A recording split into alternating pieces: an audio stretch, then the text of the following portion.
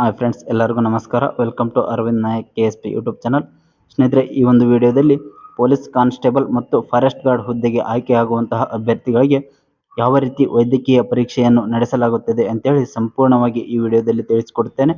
Video skip ಮಾಡದೆ ಪೂರ್ತಿ ನೋಡಿ ಹಾಗೂ ನಿಮ್ಮ ಸ್ನೇಹಿತರಿಗೂ ಕೂಡ ಶೇರ್ ಮಾಡಿ, ಅವರಿಗೂ ಸಹ ಈ ಒಂದು ಮಾಹಿತಿ ತಲುಪಲಿ ಅಂತ ಹೇಳ್ತಾ, ಫ್ರೆಂಡ್ಸ್ ಫಸ್ಟ್ ಟೈಮ್ ನಮ್ಮ ಚಾನಲನ್ನು ನೋಡ್ತಾ ಇದ್ದರೆ ಯಾವುದೇ ರೀತಿಯಾದಂತಹ ಜಾಬ್ ಇನ್ಫಾರ್ಮೇಷನ್ ವಿಡಿಯೋಗಾಗಿ ನಮ್ಮ ಚಾನಲ್ ಸಬ್ಸ್ಕ್ರೈಬ್ ಮಾಡಿಕೊಂಡು ಬೆಲ್ ಐಕನ್ ಬಟನ್ ಒತ್ತಿ ನಾವು ಯಾವುದೇ ರೀತಿಯಾದಂತಹ ಇನ್ಫಾರ್ಮೇಷನ್ ವಿಡಿಯೋವನ್ನು ಅಪ್ಲೋಡ್ ಮಾಡಿದರೂ ಸಹ ಅದರ ಒಂದು ನೋಟಿಫಿಕೇಶನ್ ತಮಗೆ ಮುಂದೆ ತಲುಪುತ್ತದೆ. ಓಕೆ ಫ್ರೆಂಡ್ಸ್, ಪೊಲೀಸ್ ಕಾನ್ಸ್ಟೇಬಲ್ ಮತ್ತು ಫಾರೆಸ್ಟ್ ಗಾರ್ಡ್ ಹುದ್ದೆ ಎರಡೂ ಹುದ್ದೆಗೂ ಸಹ ವೈದ್ಯಕೀಯ ಪರೀಕ್ಷೆ ಸೇಮ್ ಇರ್ತದೆ. ಯಾವ ರೀತಿಯಾದಂತಹ ವೈದ್ಯಕೀಯ ಪರೀಕ್ಷೆಯನ್ನು ಚೆಕ್ ಮಾಡಲಾಗುತ್ತದೆ ಅಂತೇಳಿ ಈ ವಿಡಿಯೋದಲ್ಲಿ ನೋಡೋಣ. ಸ್ನೇಹಿತರೆ, ಮೊದಲನೇದಾಗಿ ನೋಡೋದಾದರೆ ಈ ಕೆಳಕಂಡ ದೈಹಿಕ ನ್ಯೂನ್ಯತೆ ಫಿಸಿಕಲ್ ಡಿಫೆಕ್ಟ್ಸ್ಗಳನ್ನು ಹೊಂದಿರುವಂತಹ ಅಭ್ಯರ್ಥಿಗಳು ಆಯ್ಕೆಗೆ ಅನರ್ಹರಾಗಿರುತ್ತಾರೆ ಅಂತೇಳಿ ಅಧಿಸೂಚನೆಯಲ್ಲಿ ಕೊಟ್ಟಿರ್ತಾರೆ. ಸ್ನೇಹಿತರೆ ನೋಡಿ, ಮೊದಲನೇದಾಗಿ ನೋಡುವುದಾದರೆ ತಾಗು ಮಂಡಿಗಳು. ಫ್ರೆಂಡ್ಸ್, ಈ ಒಂದು ಪಿಕ್ಚರನ್ನು ನಿಮಗೆ ಎಕ್ಸಾಂಪಲ್ ಆಗಿ ಕೊಟ್ಟಿದ್ದೇನೆ. ಸ್ನೇಹಿತರೆ, ಮೊದಲನೇ ಪಿಕ್ಚರನ್ನು ನೋಡ್ತಾ ಇದ್ರಲ್ಲ, ಈ ರೀತಿಯಾಗಿ ನಿಮ್ಮ ಮೊಣಕಾಲುಗಳು ಒಳಗಡೆ ಬಾಗಿದ್ದರೆ, ಮಂಡಿಗಳು ಒಂದಕ್ಕೊಂದು ಟಚ್ ಆಗುವಂತಿದ್ದರೆ ಈ ರೀತಿಯಾದಂತಹ ಮೊಣಕಾಲು ಇರುವಂತಹ ವ್ಯಕ್ತಿಯನ್ನು ಮೆಡಿಕಲ್ನಲ್ಲಿ ಫೇಲ್ ಮಾಡಲಾಗುತ್ತದೆ. ಅದೇ ರೀತಿಯಾಗಿ ಮಧ್ಯದಲ್ಲಿ ಇರುವಂತಹ ಒಂದು ಪಿಕ್ಚರ್ ಏನಿದೆ ಸ್ನೇಹಿತರೆ, ಈ ರೀತಿಯಾದಂತಹ ಒಂದು ಪಿಕ್ಚರ್ ಮೊಣಕಾಲುಗಳು ನೇರ ರೀತಿ ಇದ್ದರೆ, ಮೊಣಕಾಲುಗಳು ಒಂದಕ್ಕೊಂದು ತಾಗದಂತೆ ಇದ್ದರೆ ಫಿಸಿಕಲ್ನಲ್ಲಿ ಪಾಸ್ ಮಾಡಲಾಗುತ್ತದೆ. ಓಕೆ, ನೆಕ್ಸ್ಟ್ ಸೆಕೆಂಡ್ ಒನ್ ನೋಡೋದಾದ್ರೆ ಸ್ನೇಹಿತರೆ, ಬಾಗಿದ ಕಾಲುಗಳು. ಸ್ನೇಹಿತರೆ, ಬೌ ಲೆಗ್ಸ್ ಅಂತೇಳಿ ಕರೀತಾರೆ. ಈ ರೀತಿಯಾಗಿ ಸ್ನೇಹಿತರೆ ಇಲ್ಲೊಂದು ಪಿಕ್ಚರ್ನಲ್ಲಿ ಕೊಟ್ಟಿದ್ದೇನೆ. ಈ ಒಂದು ಪಿಕ್ಚರ್ನಲ್ಲಿ ತೋರಿಸಿರುವಂತೆ ನಾರ್ಮಲ್ ಅಂತೇಳಿ ಕೊಟ್ಟಿದ್ದಾರಲ್ಲ, ಈ ರೀತಿಯಾಗಿ ಮೊಣಕಾಲುಗಳು ಒಂದಕ್ಕೊಂದು ತಾಗದಂತೆ ನೇರವಾಗಿರಬೇಕು.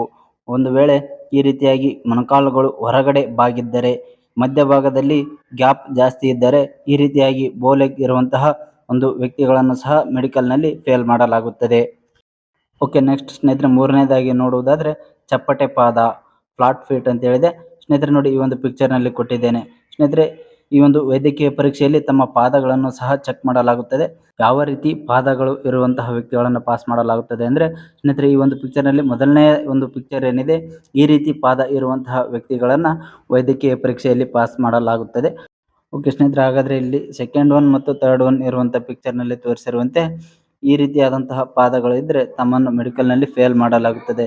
ಸ್ನೇಹಿತರೆ, ಈ ಒಂದು ಪಾದಗಳನ್ನು ಹೇಗೆ ಚೆಕ್ ಮಾಡಲಾಗುತ್ತದೆ ಅಂದರೆ, ಒಂದು ತೇವದ ಒಂದು ಬಟ್ಟೆಯ ಮೇಲೆ ತಮ್ಮನ್ನು ನಿಲ್ಲಿಸಲಾಗುತ್ತದೆ. ಆನಂತರ ಪಾದಗಳು ಸ್ಪಷ್ಟವಾಗಿ ಕಾಣುವಂತಹ ಬ್ಲಾಕ್ ಅಥವಾ ಟೈಲ್ಸ್ಗಳ ಮೇಲೆ ನಿಲ್ಲಿಸಲಾಗುತ್ತದೆ. ಆ ಒಂದು ಟೈಲ್ಸ್ಗಳ ಮೇಲೆ ತಮ್ಮ ಹೆಜ್ಜೆಯ ಗುರುತು ಮೊದಲನೆಯ ಪಿಕ್ಚರ್ನಲ್ಲಿರುವಂತೆ ಹೆಜ್ಜೆ ಗುರುತು ಮೂಡಿದ್ದರೆ ತಾವು ಈ ಒಂದು ಮೆಡಿಕಲ್ನಲ್ಲಿ ಪಾಸ್ ಮಾಡಲಾಗುತ್ತದೆ. ಅದೇ ರೀತಿಯಾಗಿ ಸೆಕೆಂಡ್ ಪಿಕ್ಚರ್ನಲ್ಲಿರುವಂತೆ ತಮ್ಮ ಪಾದದ ಕೆಳಭಾಗದಲ್ಲಿ ಗ್ಯಾಪ್ ಜಾಸ್ತಿ ಇರುವಂತಹ ಒಂದು ಪಾದದ ಗುರುತು ಇದ್ದರೆ ತಮ್ಮನ್ನು ಮೆಡಿಕಲ್ನಲ್ಲಿ ಫೇಲ್ ಮಾಡಲಾಗುತ್ತದೆ. ಮತ್ತು ಮೂರನೇ ಪಿಕ್ಚರ್ನಲ್ಲಿರುವಂತೆ ತಮ್ಮ ಪಾದದಲ್ಲಿ ಯಾವುದೇ ರೀತಿಯಾದಂತಹ ಗ್ಯಾಪ್ ಇಲ್ಲದೆ ಸಂಪೂರ್ಣವಾಗಿ ಚಪ್ಪಟೆ ಆಕಾರದ ಪಾದದ ಗುರುತು ಬಿದ್ದರೆ ತಮ್ಮನ್ನು ಮೆಡಿಕಲ್ನಲ್ಲಿ ಫೇಲ್ ಮಾಡಲಾಗುತ್ತದೆ. ಓಕೆ ಫ್ರೆಂಡ್ಸ್, ನೆಕ್ಸ್ಟ್ ವೆರಿಕೋಸ್ ವೆನ್ಸ್, ನರ ಊತವಿರುವವರನ್ನು ಸಹ ಈ ಒಂದು ಮೆಡಿಕಲ್ನಲ್ಲಿ ಫೇಲ್ ಮಾಡಲಾಗುತ್ತದೆ. ಹಾಗಾದರೆ ಯಾವ ರೀತಿ ಒಂದು ಕಾಲುಗಳು ಇರುವಂತಹ ವ್ಯಕ್ತಿಯನ್ನು ಪಾಸ್ ಮಾಡಲಾಗುತ್ತದೆ ಅಂದರೆ ಸ್ನೇಹಿತರೆ, ಈ ಒಂದು ಪಿಕ್ಚರನ್ನು ನಿಮಗೆ ಕೊಟ್ಟಿದ್ದೇನೆ ಇಲ್ಲಿ. ಫ್ರೆಂಡ್ಸ್, ಈ ಚಿತ್ರದಲ್ಲಿ ತೋರಿಸಿರುವಂತೆ ಮೊದಲನೇ ಚಿತ್ರದಲ್ಲಿರುವಂತಹ ಕಾಲಿನಂತೆ ಯಾವುದೇ ರೀತಿಯಾದಂತಹ ನರಗಳು ಊತವಿಲ್ಲದೆ ಇರುವಂತಹ ವ್ಯಕ್ತಿಗಳನ್ನು ಈ ಒಂದು ಮೆಡಿಕಲ್ನಲ್ಲಿ ಪಾಸ್ ಮಾಡಲಾಗುತ್ತದೆ.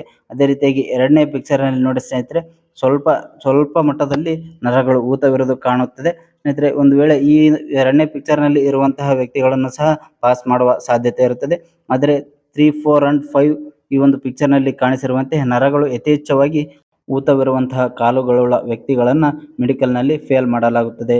ಸೊ ಸ್ನೇಹಿತರೆ, ನೀವು ಈ ಒಂದು ಹುದ್ದೆಗೆ ಪರೀಕ್ಷೆಯಲ್ಲಿ ಪಾಸಾಗಿ ತಾತ್ಕಾಲಿಕ ಆಯ್ಕೆ ಪಟ್ಟಿಯಲ್ಲಿ ನೇಮಕಗೊಂಡ ನಂತರ ತಮ್ಮನ್ನು ವೈದ್ಯಕೀಯ ಪರೀಕ್ಷೆಗೆ ಕರೆಯುವುದರ ಒಳಗಾಗಿ ತಾವುಗಳು ಈ ಒಂದು ವೆರಿಕೋಸ್ ವೆನ್ಸ್ನ ಒಂದು ಶಸ್ತ್ರಚಿಕಿತ್ಸೆ ಅಥವಾ ಲೇಸರ್ ಚಿಕಿತ್ಸೆ ಮುಖಾಂತರ ಸಹ ಸರಿಪಡಿಸಲಾಗುತ್ತದೆ. ಈ ರೀತಿ ಕಾಲುಗಳುಳ್ಳ ವ್ಯಕ್ತಿಗಳು ಸರಿಪಡಿಸಿಕೊಳ್ಳುವುದು ಉತ್ತಮ. ಓಕೆ ಫ್ರೆಂಡ್ಸ್, ನೆಕ್ಸ್ಟ್ ನೋಡುವುದಾದರೆ ಈ ಒಂದು ಹುದ್ದೆಗಳಿಗೆ ಆಯ್ಕೆಯಾಗುವಂತಹ ಅಭ್ಯರ್ಥಿಗಳಿಗೆ ಸ್ಪಷ್ಟವಾಗಿ ಮಾತನಾಡಲು ಮತ್ತು ಮಾತುಗಳು ಸರಿಯಾಗಿ ಕೇಳುವ ಸಾಮರ್ಥ್ಯವನ್ನು ಹೊಂದಿರುವಂತಹ ಸಾಮರ್ಥ್ಯವಿರಬೇಕು. ಒಂದು ವೇಳೆ ಸರಿಯಾಗಿ ಮಾತನಾಡಲು ಮತ್ತು ಮಾತುಗಳು ಸರಿಯಾಗಿ ಕೇಳುವ ಸಾಮರ್ಥ್ಯದಲ್ಲಿ ಯಾವುದೇ ರೀತಿಯಾದಂತಹ ತೊಂದರೆ ಇದ್ದರೆ ಅಂತಹ ವ್ಯಕ್ತಿಗಳನ್ನು ಈ ಒಂದು ವೈದ್ಯಕೀಯ ಪರೀಕ್ಷೆಯಿಂದ ಅನರ್ಹಗೊಳಿಸಲಾಗುತ್ತದೆ. ಓಕೆ ಸ್ನೇಹಿತರೆ, ನೆಕ್ಸ್ಟ್ ಯಾವ ರೀತಿಯಾದಂತಹ ಒಂದು ವೈದ್ಯಕೀಯ ಪರೀಕ್ಷೆಗೆ ಒಳಪಡಿಸಲಾಗುತ್ತದೆ ಅಂತೇಳಿ ನೋಡುವುದಾದರೆ ಪುರುಷ ಅಭ್ಯರ್ಥಿಗಳಿಗೆ ಅಂಡವಾಯು ಹೈಡ್ರೋಸಿಲನ್ನು ಚೆಕ್ ಮಾಡಲಾಗುತ್ತದೆ. ಸ್ನೇಹಿತರೆ, ಪುರುಷ ಅಭ್ಯರ್ಥಿಗಳಿಗೆ ಒಂದು ಟೆಸ್ಟೈಡ್ಗಳ ಕುರಿತು ಈ ಒಂದು ಪರೀಕ್ಷೆಯನ್ನು ನಡೆಸಲಾಗುತ್ತದೆ. ಸ್ನೇಹಿತರೆ, ಈ ಒಂದು ಪರೀಕ್ಷೆಯನ್ನು ಯಾವ ರೀತಿ ನಡೆಸಲಾಗುತ್ತದೆ ಅಂತೇಳಿ ನೋಡುವುದಾದರೆ ಪುರುಷ ಅಭ್ಯರ್ಥಿಗಳ ಈ ಒಂದು ಟೆಸ್ಟೈಡ್ನಲ್ಲಿ ಯಾವುದೇ ರೀತಿಯಾದಂತಹ ಒಂದು ವಾಯು ಅಥವಾ ನೀರು ತುಂಬಿಕೊಂಡು ಅಥವಾ ಟೆಸ್ಟೈಡ್ಗಳು ಯಥೇಚ್ಛವಾಗಿ ಉಬ್ಬಿಕೊಂಡಿದ್ದರೆ ಅಂತಹ ಅಭ್ಯರ್ಥಿಗಳನ್ನು ಸಹ ಫೇಲ್ ಮಾಡಲಾಗುತ್ತದೆ. ಮತ್ತು ಇನ್ನು ಯಾವ ರೀತಿಯಾಗಿ ಚೆಕ್ ಮಾಡಲಾಗುತ್ತದೆ ಅಂದರೆ ಅಭ್ಯರ್ಥಿಗಳನ್ನು ಹಿಂದಕ್ಕೆ ಮುಖ ಮಾಡಿ ನಿಲ್ಲಿಸಿ ಜೋರಾಗಿ ಕೆಮ್ಮಲು ಹೇಳುತ್ತಾರೆ. ಈ ರೀತಿಯಾಗಿಯೂ ಸಹ ಈ ಒಂದು ಟೆಸ್ಟ್ಗಳನ್ನು ಚೆಕ್ ಮಾಡಲಾಗುತ್ತದೆ. ಓಕೆ ಸ್ನೇಹಿತರೆ, ನೆಕ್ಸ್ಟ್ ಯಾವ ರೀತಿಯಾದಂತಹ ಒಂದು ವೈದ್ಯಕೀಯ ಪರೀಕ್ಷೆಯನ್ನು ನಡೆಸಲಾಗುತ್ತದೆ ಅಂತೇಳಿ ನೋಡುವುದಾದರೆ ದೃಷ್ಟಿ ಸಾಮರ್ಥ್ಯ. ಸ್ನೇಹಿತರೆ, ಕಣ್ಣಿನ ಪರೀಕ್ಷೆಯನ್ನು ನಡೆಸಲಾಗುತ್ತದೆ. ಈ ಒಂದು ಕಣ್ಣಿನ ಟೆಸ್ಟ್ನಲ್ಲಿ ದೂರದೃಷ್ಟಿ ಮತ್ತು ಸಮೀಪ ದೃಷ್ಟಿ ಅಂತೆ ಎರಡು ರೀತಿಯಾದಂತಹ ಒಂದು ಚೆಕ್ ಮಾಡಲಾಗುತ್ತದೆ. ಯಾವ ರೀತಿ ಅಂತ ಹೇಳಿದ್ರೆ ಸ್ನೇಹಿತರೆ, ತಮ್ಮನ್ನು ಒಂದು ಕೊಠಡಿ ಒಳಗೆ ಕೂರಿಸಿ ತಮ್ಮ ಎದುರುಗಡೆ ಒಂದು ಕಂಪ್ಯೂಟರ್ ಸ್ಕ್ರೀನ್ನಲ್ಲಿ ಈ ಒಂದು ಪಿಕ್ಚರ್ನಲ್ಲಿ ತೋರಿಸಿರುವಂತೆ ನಂಬರ್ ಅಥವಾ ಲೆಟರ್ಸ್ಗಳನ್ನು ದೊಡ್ಡ ಅಕ್ಷರದಿಂದ ಸಣ್ಣ ಅಕ್ಷರದವರೆಗೆ ನೀಡಲಾಗಿರುತ್ತದೆ. ಸೊ ಸ್ನೇಹಿತರೆ, ಈ ಒಂದು ಅಕ್ಷರಗಳನ್ನು ತಾವು ಒಂದು ಕಣ್ಣು ಕ್ಲೋಸ್ ಮಾಡಿ ಇನ್ನೊಂದು ಕಣ್ಣಿನಿಂದ ಓದಬೇಕಾಗಿರುತ್ತದೆ. ಈ ರೀತಿಯಾಗಿ ಎರಡು ಕಣ್ಣಿನಿಂದ ಸಹ ಓದಿಸುತ್ತಾರೆ. ಸ್ನೇಹಿತರೆ ನೋಡಿ, ಈ ಒಂದು ಪರೀಕ್ಷೆಯಲ್ಲಿ ಏನಿದೆ ಕಡ್ಡಾಯವಾಗಿ ಪಾಸ್ ಆಗಲೇಬೇಕಾಗಿರುತ್ತದೆ. ಒಂದು ವೇಳೆ ತಮಗೆ ಬರಿಗಣ್ಣಿನಿಂದ ಸ್ಪಷ್ಟವಾಗಿ ಓದಲು ಬರದೇ ಇದ್ದರೆ ಕನ್ನಡಕವನ್ನು ಸಹ ನೀಡಲಾಗುತ್ತದೆ. ಒಂದು ವೇಳೆ ತಾವು ಬರಿಗಣ್ಣಿನಿಂದಲೂ ಓದಲು ಸಾಧ್ಯವಾಗುವುದಿಲ್ಲ, ಆನಂತರ ಕನ್ನಡಕದಿಂದಲೂ ಸಹ ಈ ಒಂದು ಲೆಟರ್ಸ್ಗಳನ್ನು ಓದಲು ಸಾಧ್ಯವಾಗದೇ ಇದ್ದರೆ ತಮ್ಮನ್ನು ಈ ಒಂದು ಕಣ್ಣಿನ ದೃಷ್ಟಿದೋಷ ಇದೆ ಅಂತೇಳಿ ವೈದ್ಯಕೀಯ ಪರೀಕ್ಷೆಯಿಂದ ಫೇಲ್ ಮಾಡಲಾಗುತ್ತದೆ. ಸ್ನೇಹಿತರೆ, ಈ ಒಂದು ಕಣ್ಣಿನ ಪರೀಕ್ಷೆಯಲ್ಲಿ ದೂರದೃಷ್ಟಿ ಪರೀಕ್ಷೆಯಲ್ಲಿ ದೋಷರಹಿತ ಕಣ್ಣು ಅಂದರೆ 6/6 ಮೀಟರ್ ಇರಬೇಕು. ಹಾಗೆ ಸಮೀಪ ದೃಷ್ಟಿಯಲ್ಲಿ ದೋಷರಹಿತ ಕಣ್ಣು ಅಂದರೆ 0/6 ಮೀಟರ್ ಇರಬೇಕು. ಈ ರೀತಿಯಾಗಿ ದೂರದೃಷ್ಟಿ ಮತ್ತು ಸಮೀಪ ದೃಷ್ಟಿ ಎಂಬ ಕಣ್ಣಿನ ಪರೀಕ್ಷೆಯನ್ನು ನಡೆಸಲಾಗುತ್ತದೆ. ಇದಾದ ನಂತರ ಇನ್ನೂ ಇಂಪಾರ್ಟೆಂಟ್ ಆಗಿ ಒಂದು ಕಣ್ಣಿನ ಪರೀಕ್ಷೆ ಯಾವುದು ಅಂತ ಹೇಳಿದ್ರೆ ಕಣ್ಣಿನ ಬಣ್ಣ ದೃಷ್ಟಿ ಪರೀಕ್ಷೆ. ಕಲರ್ ಬ್ಲೈಂಡ್ನೆಸ್ ತುಂಬ ಇಂಪಾರ್ಟೆಂಟ್ ಆಗಿರ್ತಕ್ಕಂಥದ್ದು. ಓಕೆ ಸ್ನೇಹಿತರೆ, ಕಲರ್ ಬ್ಲೈಂಡ್ನೆಸ್ ಟೆಸ್ಟನ್ನು ಯಾವ ರೀತಿ ಮಾಡಲಾಗುತ್ತದೆ ಅಂತೇಳಿ ನೋಡೋಣ. ಸ್ನೇಹಿತರೆ, ಈಗ ನೀವು ಸ್ಕ್ರೀನ್ನಲ್ಲಿ ಒಂದು ಪಿಕ್ಚರ್ ಕಾಣ್ತಾ ಇದೆ. ಸ್ನೇಹಿತರೆ, ಈ ಒಂದು ಪಿಕ್ಚರ್ನಲ್ಲಿ ಕಾಣುವಂತೆ ಅಲ್ಲಿಯೂ ಸಹ ಒಂದು ಬುಕ್ಲೆಟ್ ಇರುತ್ತದೆ. ಈ ರೀತಿಯಾಗಿ ಎಲ್ಲ ಪಿಕ್ಚರ್ ಸಹ ಒಂದೇ ಇದರಲ್ಲಿ ತೋರಿಸೋದಿಲ್ಲ. ಆ ಒಂದು ಬುಕ್ಲೆಟ್ನಲ್ಲಿ ಒಂದೊಂದು ಪೇಜ್ನಲ್ಲಿ ಒಂದೊಂದು ನಂಬರ್ ಇರುವಂತಹ ಈ ರೀತಿಯಾದಂತಹ ಒಂದು ಪಿಕ್ಚರ್ ಇರುತ್ತದೆ. ಅದರಲ್ಲಿ ತಮ್ಮನ್ನು ಒಂದು ಕಣ್ಣನ್ನು ಕ್ಲೋಸ್ ಮಾಡಿಬಿಟ್ಟು ಇನ್ನೊಂದು ಕಣ್ಣಿನಲ್ಲಿ ಈ ಒಂದು ಪಿಕ್ಚರ್ನಲ್ಲಿ ಇರುವಂತಹ ನಂಬರನ್ನು ಓದಲು ಹೇಳುತ್ತಾರೆ. ಇದೇ ರೀತಿಯಾಗಿ ಎರಡು ಕಣ್ಣಿನಿಂದಲೂ ಸಹ ಒಂದರ ನಂತರ ಒಂದು ಕಣ್ಣನ್ನು ಮುಚ್ಚುತ್ತಾ ಈ ಒಂದು ನಂಬರ್ಗಳನ್ನು ಓದಬೇಕಾಗಿರುತ್ತದೆ. ಸ್ನೇಹಿತರೆ, ಈ ಒಂದು ನಂಬರ್ ಕಲರ್ ಬ್ಲೈಂಡ್ನೆಸ್ ಇಲ್ಲದೆ ಇರುವಂತಹ ಅಭ್ಯರ್ಥಿಗಳಿಗೆ ಸ್ಪಷ್ಟವಾಗಿ ಈ ಒಂದು ನಂಬರ್ ಕಾಣುತ್ತದೆ. ಯಾವುದೇ ತೊಂದರೆ ಇಲ್ಲದೆ ಓದಬಹುದು. ಒಂದು ವೇಳೆ ಸ್ನೇಹಿತರೆ, ಈ ಒಂದು ಕಲರ್ ಬ್ಲೈಂಡ್ನೆಸ್ನಲ್ಲಿ ತಾವೇನಾದರೂ ಈ ಒಂದು ನಂಬರ್ಗಳನ್ನು ಓದಲು ಸಾಧ್ಯವಾಗದೇ ಇದ್ದರೆ ನಿರ್ದಾಕ್ಷಿಣ್ಯವಾಗಿ ತಮ್ಮನ್ನು ವೈದ್ಯಕೀಯ ಪರೀಕ್ಷೆಯಿಂದ ಅನರ್ಹಗೊಳಿಸುತ್ತಾರೆ. ಓಕೆ, ನೆಕ್ಸ್ಟ್ ಯಾವ ಒಂದು ವೈದ್ಯಕೀಯ ಪರೀಕ್ಷೆಯನ್ನು ನಡೆಸಲಾಗುತ್ತದೆ ಅಂತೇಳಿ ನೋಡುವುದಾದರೆ ಶ್ರವಣ ಪರೀಕ್ಷೆ, ಕಿವಿಯನ್ನು ಟೆಸ್ಟ್ ಮಾಡಲಾಗುತ್ತದೆ. ಸ್ನೇಹಿತರೆ, ಈ ಒಂದು ಶ್ರವಣ ಪರೀಕ್ಷೆಯಲ್ಲಿ ಯಾವ ರೀತಿಯಾದಂತಹ ವಿವಿಧ ರೀತಿಯ ಟೆಸ್ಟ್ಗಳಿರ್ತವೆ. ಅದರಲ್ಲಿ ಮೊದಲನೇದಾಗಿ ನೋಡುವುದಾದರೆ ಸ್ನೇಹಿತರೆ ರಿನ್ನರ್ ಪರೀಕ್ಷೆ, ರಿನ್ನರ್ ಟೆಸ್ಟ್ ಅಂತ ಇರ್ತದೆ. ಸ್ನೇಹಿತರೆ, ಈ ಒಂದು ಪರೀಕ್ಷೆಯನ್ನು ಯಾವ ರೀತಿ ನಡೆಸಲಾಗುತ್ತದೆ ಅಂದರೆ ಅಭ್ಯರ್ಥಿಗಳನ್ನು ಹಿಮ್ಮುಖವಾಗಿ ಕೂರಿಸಿ ಒಂದು ಕಬ್ಬಿಣದ ಸಾಧನದಿಂದ ತಮ್ಮ ಕೈ ಅಥವಾ ಟೇಬಲ್ಗೆ ಬಡಿಯುತ್ತಾರೆ. ಆ ಸಂದರ್ಭದಲ್ಲಿ ಆ ಒಂದು ಸಾಧನ ವೈಬ್ರೇಷನ್ ಆಗುತ್ತಿರುತ್ತದೆ. ಆ ಒಂದು ಸಾಧನವನ್ನು ತಮ್ಮ ಕಿವಿಯ ಹತ್ತಿರ ತರುತ್ತಾರೆ ಅಥವಾ ತಮ್ಮ ಕಿವಿಯ ಹಿಂಬದಿಯಲ್ಲಿ ಆ ಒಂದು ಸಾಧನವನ್ನು ಟಚ್ ಮಾಡುತ್ತಾರೆ. ಆ ಸಂದರ್ಭದಲ್ಲಿ ಆ ಸಾಧನ ವೈಬ್ರೇಟ್ ಆಗುತ್ತಿರುವಂತಹ ಶಬ್ದ ತಮ್ಮ ಕಿವಿಗೆ ಕೇಳಿಸುತ್ತದೆ ಅಥವಾ ಇಲ್ಲವೇ ಎಂದು ಕೇಳುತ್ತಾರೆ. ಆ ಸಂದರ್ಭದಲ್ಲಿ ತಮಗೆ ಆ ಒಂದು ವೈಬ್ರೇಟಿಂಗ್ ಶಬ್ದ ಕೇಳುತ್ತಿದ್ದರೆ ಮಾತ್ರ ಕೇಳಿಸ್ತಾ ಇದೆ ಅಂತೇಳಿ ಹೇಳಬೇಕು, ಇಲ್ಲ ಅಂದರೆ ಇಲ್ಲ ಅಂತ ಹೇಳಬೇಕು. ಯಾಕೆಂದರೆ ಕೆಲವೊಂದು ಸಾರಿ ವೈದ್ಯರು ಯಾವುದೇ ರೀತಿಯಾದಂಥ ಆ ಒಂದು ಸಾಧನವನ್ನು ವೈಬ್ರೇಟ್ ಮಾಡದೆ ಹಾಗೆ ಸುಮ್ಮನೆ ಇಟ್ಟಿರುತ್ತಾರೆ. ಆ ಸಂದರ್ಭದಲ್ಲಿ ನೀವು ಕೇಳಿಸುತ್ತದೆ ಅಂತೇಳಿ ಸುಳ್ಳು ಹೇಳಿದರೆ ಇವನಿಗೆ ಕಿವಿ ಕೇಳಿಸುವುದಿಲ್ಲ ಅಂತೇಳಿ ವೈದ್ಯಕೀಯ ಪರೀಕ್ಷೆಯಲ್ಲಿ ಫೇಲ್ ಮಾಡುವ ಸಾಧ್ಯತೆ ಇರುತ್ತದೆ. ಆದ ಕಾರಣ ತುಂಬ ಶಾಂತ ಚಿತ್ತದಿಂದ ಜಾಗರೂಕರಾಗಿ ವೈದ್ಯರ ಬಳಿ ಉತ್ತರಿಸಬೇಕು. ಓಕೆ, ನೆಕ್ಸ್ಟ್ ಈ ಒಂದು ಕಿವಿಗೆ ಸಂಬಂಧಪಟ್ಟಂತೆ ವೆಬರ್ ಟೆಸ್ಟನ್ನು ನಡೆಸಲಾಗುತ್ತದೆ. ವೆಬರ್ ಟೆಸ್ಟ್ ಅಂದರೆ ಸ್ನೇಹಿತರೆ ಈ ಹಿಂದೆ ತಿಳಿಸಿದಂತೆ ರಿನ್ನರ್ ಪರೀಕ್ಷೆಯಲ್ಲಿ ಬಳಸಿದಂತಹ ಅದೇ ಸಾಧನವನ್ನು ಮುಂದೆಲೆ ಅಥವಾ ಹಣೆಯ ಮೇಲೆ ಸ್ಪರ್ಶ ಮಾಡಲಾಗುತ್ತದೆ. ಆ ಸಂದರ್ಭದಲ್ಲಿಯೂ ಸಹ ಆ ಒಂದು ವೈಬ್ರೇಟಿಂಗ್ ಶಬ್ದ ತಮ್ಮ ಕಿವಿಗೆ ಕೇಳಿಸುತ್ತದೆಯೇ ಇಲ್ಲವೇ ಎಂಬುದನ್ನು ವೈದ್ಯರು ಕೇಳುತ್ತಾರೆ. ಆ ಸಂದರ್ಭದಲ್ಲಿ ಸರಿಯಾಗಿ ಉತ್ತರಿಸಬೇಕಾಗಿರುವುದು ತಮ್ಮ ಕರ್ತವ್ಯವಾಗಿರುತ್ತದೆ. ಈ ರೀತಿಯಾಗಿ ಈ ಒಂದು ಕಿವಿಗೆ ಸಂಬಂಧಪಟ್ಟಂತಹ ವೆಬರ್ ಪರೀಕ್ಷೆಯನ್ನು ನಡೆಸಲಾಗುತ್ತದೆ. ಇದಾದ ನಂತರ ತಲೆ ತಿರುಗುವಿಕೆಗಾಗಿ ಪರೀಕ್ಷೆ, ಟೆಸ್ಟ್ ಫಾರ್ ವೆರ್ಟಿಗೋ ಅಂತೇಳಿ ಸ್ನೇಹಿತರೆ ಈ ಒಂದು ಪರೀಕ್ಷೆಯನ್ನು ಸಹ ನಡೆಸಲಾಗುತ್ತದೆ. ಈ ಪರೀಕ್ಷೆಯಲ್ಲಿಯೂ ಸಹ ತಾವುಗಳು ಪಾಸ್ ಆಗಬೇಕಾಗಿರುತ್ತದೆ. ಆದರೆ ಈ ಒಂದು ಪರೀಕ್ಷೆಗಿಂತ ರಿನ್ನರ್ ಪರೀಕ್ಷೆ ಮತ್ತು ವೆಬರ್ ಪರೀಕ್ಷೆ ತುಂಬ ಇಂಪಾರ್ಟೆಂಟ್ ಆಗಿರ್ತವೆ. ಕಡ್ಡಾಯವಾಗಿ ಈ ಒಂದು ಮೂರು ಪರೀಕ್ಷೆಗಳಲ್ಲೂ ಸಹ ಯಾವುದೇ ರೀತಿಯಾದಂತಹ ದೋಷವಿದೆ ಎಂದು ಕಂಡು ಬಂದಲ್ಲಿ ತಮ್ಮನ್ನು ಈ ಒಂದು ವೈದ್ಯಕೀಯ ಪರೀಕ್ಷೆಯಿಂದ ಅನರ್ಹಗೊಳಿಸಿ ನೇಮಕಾತಿಯಿಂದ ಕೈಬಿಡಲಾಗುತ್ತದೆ.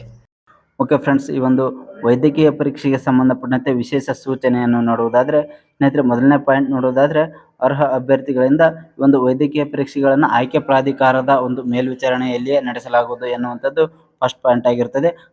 ಅದೇ ರೀತಿಯಾಗಿ ಇನ್ನೊಂದು ಇಂಪಾರ್ಟೆಂಟ್ ಮಾಹಿತಿಯನ್ನು ನೋಡುವುದಾದರೆ ಸ್ನೇಹಿತರೆ ಈ ಒಂದು ವೈದ್ಯಕೀಯ ಪರೀಕ್ಷೆಯಲ್ಲಿ ಫೇಲ್ ಆದಂತಹ ಅಭ್ಯರ್ಥಿಗಳು ತಾವು ಫೇಲ್ ಆದ ದಿನದಿಂದ 7 ದಿನದ ಒಳಗಾಗಿ ತಮ್ಮ ಅಬ್ಜೆಕ್ಷನ್ ಅಥವಾ ಆಕ್ಷೇಪಣೆಗಳು ಏನಾದರೂ ಇದ್ದರೆ 7 ದಿನದ ಒಳಗಾಗಿ ಆಯ್ಕೆ ಪ್ರಾಧಿಕಾರದ ಮುಂದೆ ಮೇಲ್ಮನವಿಯನ್ನು ಸಲ್ಲಿಸಬಹುದು.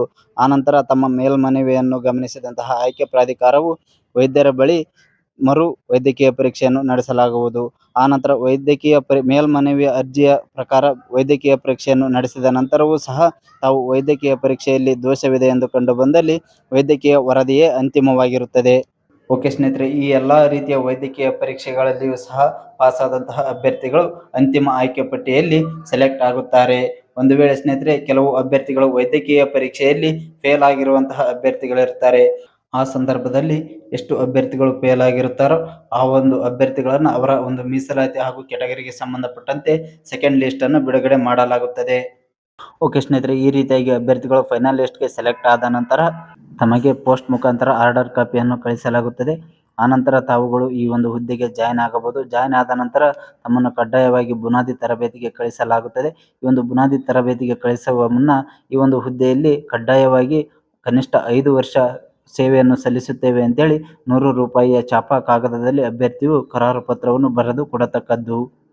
ಆನಂತರ ತಮ್ಮನ್ನು 9 ತಿಂಗಳ ಕಾಲ ಬುನಾದಿ ತರಬೇತಿ ಬೇಸಿಕ್ ಟ್ರೈನಿಂಗ್ಗೆ ಕಳಿಸಲಾಗುತ್ತದೆ. ಇನ್ನು ಇಂಪಾರ್ಟೆಂಟ್ ಅಂಶ ಏನೆಂದರೆ ಸ್ನೇಹಿತರೆ, ತಾವು ಈ ಹುದ್ದೆಗೆ ಜಾಯ್ನ್ ಆದ ದಿನದಿಂದ ಹಿಡಿದು 3 ವರ್ಷಗಳ ಕಾಲ ಅಂದರೆ 36 ತಿಂಗಳುಗಳ ಕಾಲ ಪರೀಕ್ಷಾರ್ಥ ಅವಧಿ ಪ್ರೊಬೇಷನರಿ ಪೀರಿಯಡ್ ಅಂತೇಳಿ ಇರ್ತದೆ.